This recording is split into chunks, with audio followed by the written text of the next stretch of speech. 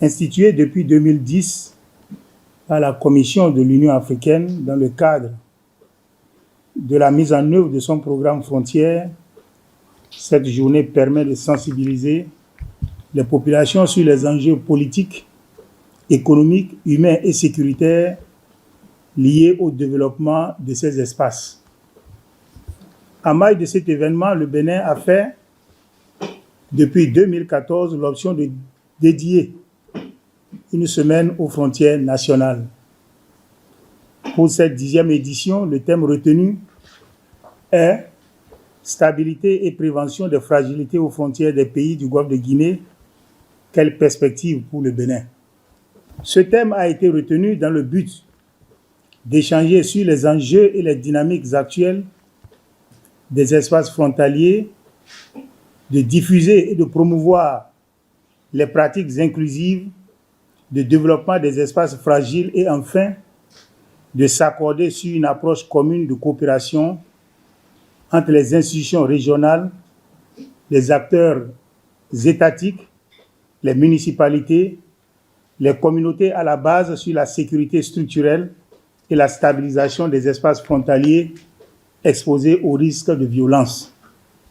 En effet, depuis 2008, les pays du Golfe de Guinée sont encastrés entre la recrudescence du phénomène d'insécurité et l'avènement du phénomène terroriste, respectivement, dans le bassin du lac Tchad et dans le Sahel malien et son glissement progressif vers les pays du Golfe de Guinée. Ces phénomènes d'insécurité seraient liés aux activités illicites et représentent une tendance inquiétante qui menace l'économie et le développement des pays sahéliens et des communautés septentrionales des pays côtiers. L'avènement de cette crise s'explique par plusieurs facteurs de vulnérabilité, dont la persistance de la pauvreté et le sous-développement, le déficit de gouvernance politique et des ressources et les impacts du changement et de la variabilité climatique. L'édition de la Semaine des frontières béninoises sera marquée cette année par le lancement du plan local de sécurité de la commune frontière de Pobé, des ateliers de réflexion stratégique, des inaugurations d'infrastructures socio-communautaires et sécuritaires, le renforcement des capacités des acteurs, les consultations médicales foraines et autres. C'est pourquoi je tiens à exprimer ma sincère gratitude à l'occasion de cette journée à tous nos partenaires, à tous les acteurs étatiques et non étatiques, à toutes les autorités locales et traditionnelles pour leur soutien sans faille et les exhorter à œuvrer aux côtés de l'Agence béninoise de gestion intégrée des espaces frontaliers ABGF pour l'organisation prochaine du Forum des ambassadeurs qui se tiendra en juillet à Addis Abeba en Éthiopie et du Forum international sur la stabilité et la prévention des fragilités aux frontières africaines en octobre 2023 à Cotonou. Ceci permettra à notre pays de jouer pleinement son rôle de champion dans la mise en œuvre de la gouvernance efficace des frontières en Afrique. Il n'est pas superflu de rappeler que la 6e mandature a été présidée pendant 4 ans par le professeur Joseph Diop-Benou, à qui je rends hommage, et après sa démission pendant 1 an par moi-même. Pendant ces 5 années, la Cour constitutionnelle a exercé sa mission conformément à ses attributions telles que stipulées aux articles 114, 117 nouveaux, 119 nouveaux et suivants de la Constitution du 11 décembre 1990, révisée par la loi numéro 2019-40 du 7 novembre 2019 et complétée par les articles 27 et suivants, 32 et suivants, 38 et suivants, 113 et suivants de la loi numéro 2022-09 du 27 juin 2022 portant loi organique sur la Cour constitutionnelle. Vous avez su avec dignité et dévouement défendre les valeurs fondamentales retenues par le peuple souverain dans la Constitution du 11 décembre 1990. Tout le monde se souvient ici de ce que, au lendemain de la conférence nationale, le peuple béninois a affirmé dans le texte suprême de notre pays sa détermination de créer un état de droit et de démocratie pluraliste dans lequel les droits fondamentaux de l'homme, les libertés publiques, la dignité de la personne et la justice sont garantis, protégés et promus comme la condition nécessaire au développement véritable et harmonieux de chaque Béninois, tant dans sa dimension temporelle, culturelle que spirituelle. C'est ensemble qu'avec les moyens scientifiques tels que la revue de la Cour, les moyens modernes tels que la digitalisation des procédures et la gestion axée sur les résultats, que nous relèverons les défis qui se posent à notre institution. On peut noter que la Direction générale des impôts a pratiquement obtenu le double des recettes fiscales sur la période précédant l'année 2018. Donc entre 2018 et 2022, nous avons multiplié les recettes par 2. Le nouveau Code général des impôts ne comporte plus les incohérences de règles d'imposition qui étaient une source d'évasion et d'optimisation sauvage. Le nouveau Code général des impôts renforce les acquis du gouvernement dans le cadre de l'amélioration du climat des affaires. Le nouveau Code général des impôts sécurise au mieux les ressources de l'État tout en respectant les droits des contribuables conformément aux exigences de l'État de droit. Après une procédure de présentation des marchés publics, le cabinet ICA Conseil a été choisi pour concevoir, développer et mettre en position le nouveau système avec un portail qui permet aux contribuables de télédéclarer, de payer leurs impôts et un système de gestion en interne que nous nommons CJB. La première fonctionnalité est l'immatriculation des personnes physiques. Il y a une nouveauté par rapport à l'ancien système. Ce système vient moderniser les relations administration-contribuable. Ce système est un véritable outil de pilotage parce que nous avons la possibilité d'avoir les statistiques et des tableaux de bord. En appelant ce centre d'appel, l'usager peut demander une information. Il peut demander conseil et assistance pour remplir ses formalités administratives. Il peut communiquer une plainte ou une suggestion à l'endroit de l'administration fiscale. La personne physique qui a oublié son numéro IFU peut l'avoir sans parler à un téléconseiller. Donc le centre d'appel, c'est un outil de communication et un outil de transparence et de lutte contre la corruption. Outre le centre d'appel, la Direction générale des impôts a décidé d'offrir un meilleur accueil à ses usagers. Cet environnement permettra à ces usagers de remplir leurs formalités, leurs obligations fiscales dans un environnement moderne et convivial. Il y a quelques années de cela en arrière, c'est pas sûr que j'allais me rendre disponible pour l'échange qu'on est en train d'avoir. En avril, comme ça déjà, c'est déjà le stress. Si vous faites un tour au niveau de l'administration fiscale à partir de cette période-là, vous allez voir une longue queue pour le simple dépôt des états financiers. Aujourd'hui, avec un seul clic par e-bilan, on dépose déjà nos états financiers. Aujourd'hui, vous pouvez rester chez vous au bureau. Vous pouvez rester chez vous à la maison. Vous pouvez même être à l'extérieur. Vous pouvez préparer vos déclarations fiscales. Vous pouvez procéder au paiement de vos impôts. La coalition PAI Terra Ranca remporte la majorité absolue aux élections législatives du 4 juin en Guinée-Bissau.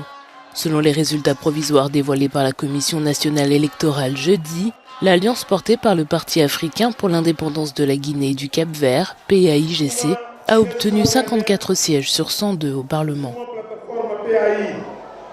Comme la Guinée-Bissau a gagné et comme la plateforme PAI Terra Ranca l'a toujours promis, nous avons des responsabilités et nous nous en réjouissons.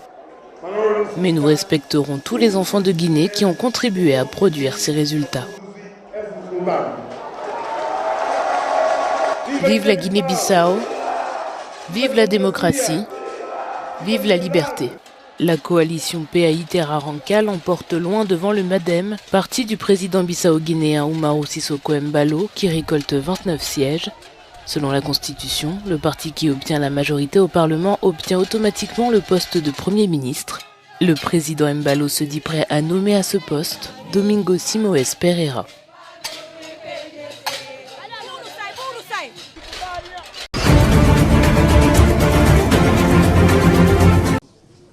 Radié des listes électorales, Laurent Gbagbo reste amer.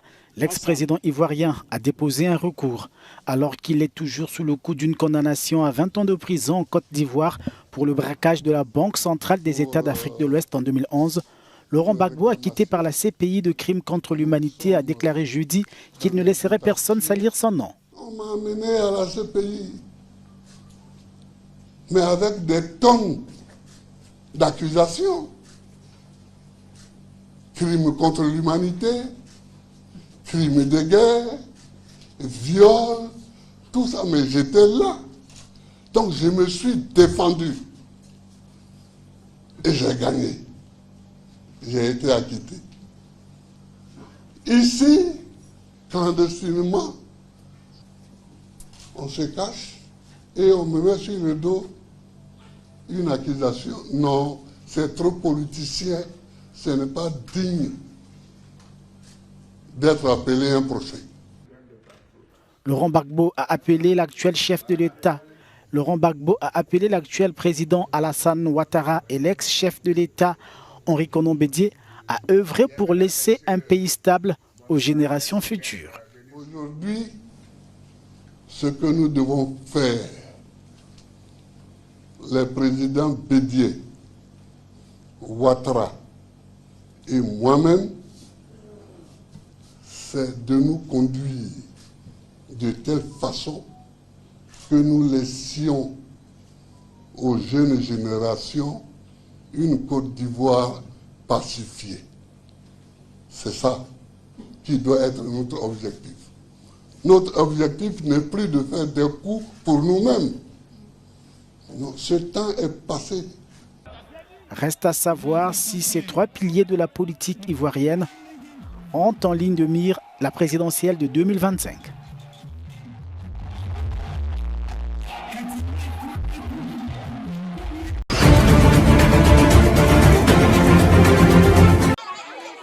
Au cœur de Bamako, une école accessible uniquement en bateau accueille plusieurs centaines d'enfants sur l'île de Djalagoun. Depuis 2017, les enfants qui habitent sur les rives et les îles du fleuve Niger rejoignent chaque jour de la semaine leur île-école par pirogue.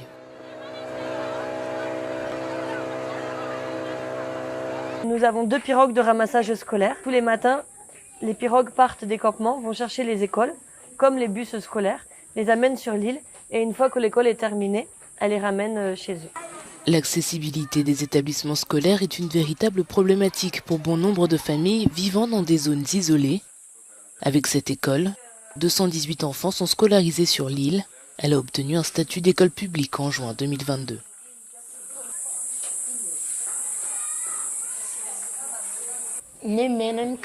Cette formation m'a bien servi, car ne pas aller à l'école est un danger pour la société. En revanche, ceux qui vont apprendre peuvent s'occuper de leurs parents. S'il existe quelques salles de classe protégées par de petits murs ou dans des tentes qui sont installées au milieu d'une zone arborée, certains cours se donnent aussi en plein air. Moi seul, je m'occupe de la direction et 2 classes. Ça veut dire qu'il y a un problème d'enseignants également. Problème de table-banc, parce que des fois, on est obligé de faire des activités pour que les enfants puissent vraiment être en atelier, afin que chacun puisse avoir un espace pour travailler. Selon l'UNICEF, plus de 2 millions d'enfants maliens ne vont pas à l'école.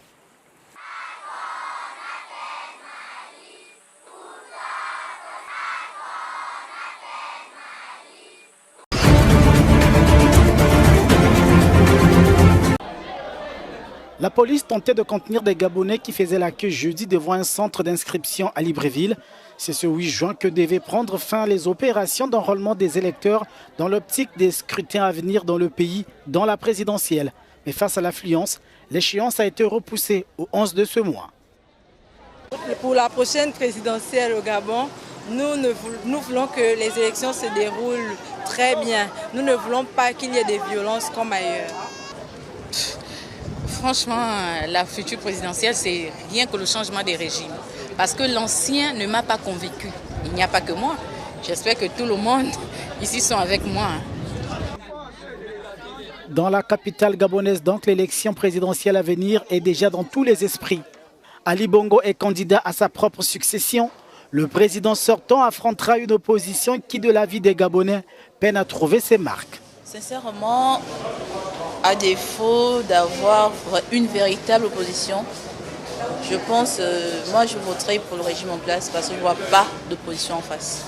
L'opposition gabonaise ira au scrutin présidentiel prévu entre août et septembre en rang dispersé.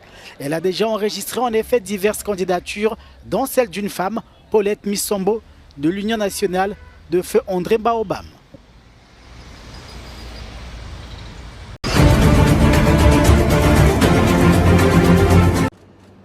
Le ministère soudanais des Affaires étrangères a déclaré l'émissaire de l'ONU dans le pays, Volker Perthes, persona non grata jeudi. Il était accusé depuis des semaines d'être responsable de la guerre en cours. Le chef de l'armée soudanaise, le général Abdel Fattah al-Burhan, avait réclamé son limogeage, l'incriminant d'être l'instigateur de la guerre qui a éclaté le 15 avril entre ses troupes et les paramilitaires des forces de soutien rapide, FSR, du général Mohamed Hamdan Daglo. Il l'a accusé dans une lettre à l'intention de l'Organisation des Nations Unies d'avoir dissimulé dans ses rapports la situation explosive à Khartoum avant le déclenchement des hostilités. Le secrétaire général de l'ONU, Antonio Guterres, avait affirmé son entière confiance à l'égard de son émissaire, même si, début juin, le Conseil de sécurité n'avait prolongé que pour 6 mois la mission intégrée des Nations Unies pour l'assistance à la transition au Soudan, dont M. Perthes est le chef. Créée en juin 2020 pour soutenir la transition démocratique au Soudan, la mission avait depuis été renouvelée chaque année pour 1 an.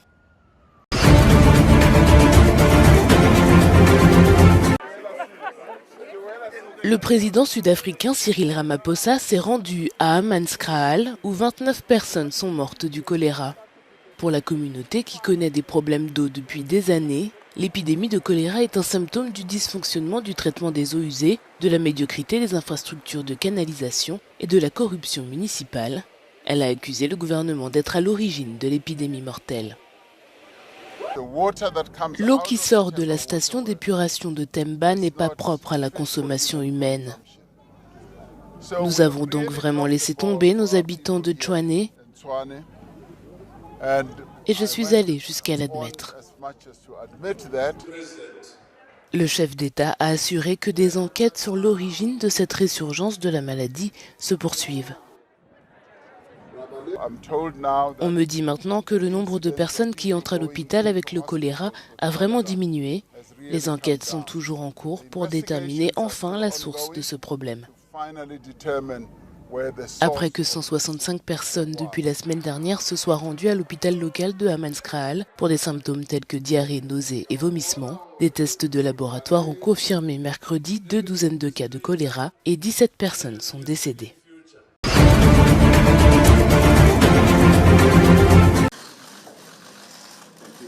À l'intérieur du Parlement à Rabat, l'ambiance est chaleureuse entre le président de la Chambre des représentants du Maroc et le chef du Parlement israélien.